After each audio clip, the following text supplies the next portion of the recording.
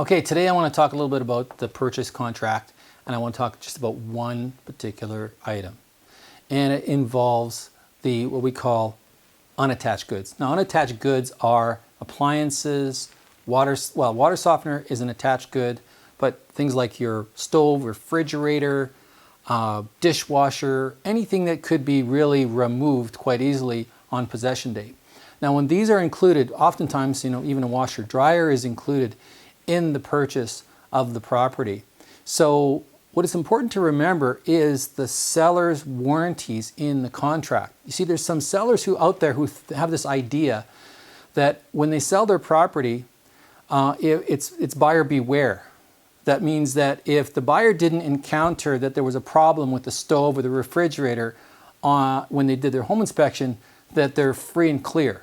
But let me tell you, that's not the way the contract reads. The contract specifically reads, and what we'll go to, and it's actually on, if we look at 6.1b.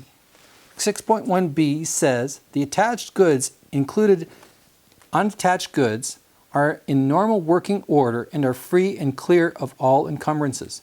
So what that means is that this is all to be done on possession day. That means that on possession day, everything has to be working. So if, for example, the buyer does a home inspection, finds out that there's a problem with the appliances, for example, and then later that the client, there's a discussion about the appliances.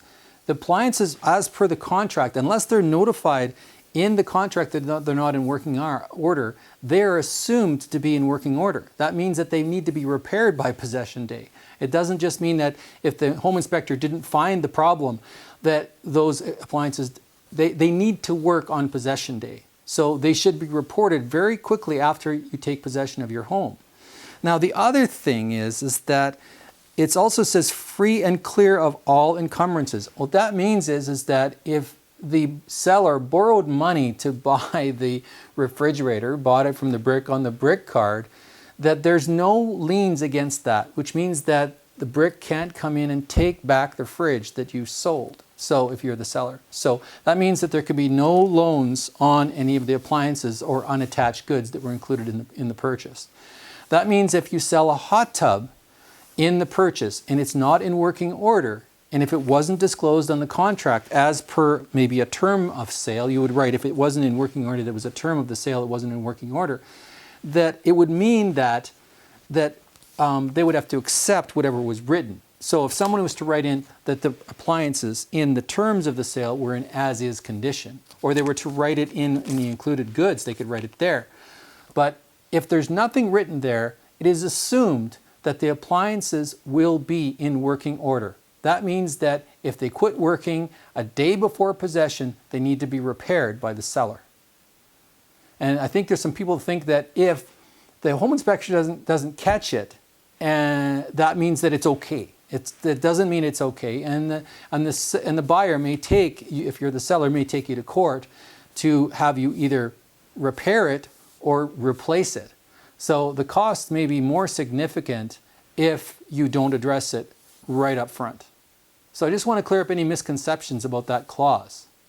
It's funny, I had a situation some time ago with my seller, and my seller didn't tell me what was really happening. I know we made a sale on his property, and on a week before possession, his refrigerator quit. So he called the service repair guy up, and the repair guy says, well, it's going to be more expensive to repair than to replace. And it was a stainless steel refrigerator. And so on possession day, what happened was that the buying agent called me up and said, hey, how come there's an almond colored refrigerator in this house? And I said, what? There's an almond refrigerator in this house? I said, that's not possible. He said, they swapped the fridge. I said, no. So I called my client up and I said to the client, I said, what's going on? He says, well, my refrigerator quit. And I said, but why didn't you call me and tell me that? He said, well, it was going to be more expensive. So I just found, a cheap refrigerator and I put it in there. I said, well, no, you have to, I said, in this particular case, it would have been better for you to repair, even at a higher cost, your refrigerator, because I said it's your responsibility as per the contract to ensure that that's in working order, and it's the same appliance that they bought in the contract, which means that in this particular case, no matter the cost, it's probably better if you just fix that refrigerator. Now, if it's just can't be fixed at all, then we have to negotiate what kind of refrigerator based on the one that was there, that you're going to have to buy a new one. And that's probably going to cost, whatever it's going to cost, it's going to probably be a new one. Or that could be negotiated, even if it wasn't new, they might negotiate a 50-50 deal because they didn't sell them a brand new refrigerator, obviously. And it's pretty good luck for the buyer if they were getting a new fridge instead of a used fridge, because if in fact the refrigerator went a week after they took possession, then it's of course the buyer's responsibility. So in that case, they were actually kind of lucky. So just to make it clear, the appliances are to be in working order on possession day. That's how it is.